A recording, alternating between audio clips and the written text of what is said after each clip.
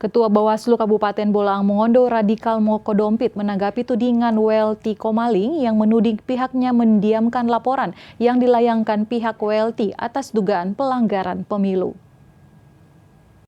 Menurut Radikal Mokodompit, laporan yang masuk sedang dalam proses di Bawaslu Bolaang Mongondo. Radikal menegaskan pihaknya tidak pernah mendiamkan laporan yang diterima, tetapi tetap diproses mengikuti dengan aturan yang ada. Laporan masuk itu semacam permohonan PSU, tetapi setelah diteliti oleh Bawaslu bahwa tidak ada pelanggaran PSU di situ, tapi lebih mungkin ke pelanggaran administrasi atau pelanggaran pidana pemilu.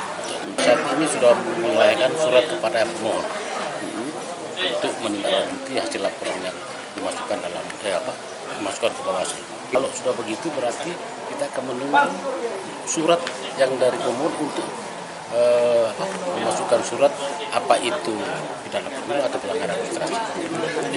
Ya kemarin itu permohonan surat memberikan klarifikasi untuk menyampaikan bahwa semua yang diminta oleh pemohon untuk dimasukkan itu tidak memenuhi unsur-unsur untuk melakukan PSU. Sebelumnya, WLT Komaling selaku saksi PDIP dalam rapat pleno rekapitulasi penghitungan mempertanyakan kinerja Bawaslu dalam menangani laporan dugaan pelanggaran pemilu yang berujung perdebatan panas dan nyaris membuat WLT Komaling yang juga Ketua DPRD Bolaang Mongondo ini dikeluarkan dari ruang pleno. Tim Liputan Kawanua TV melaporkan.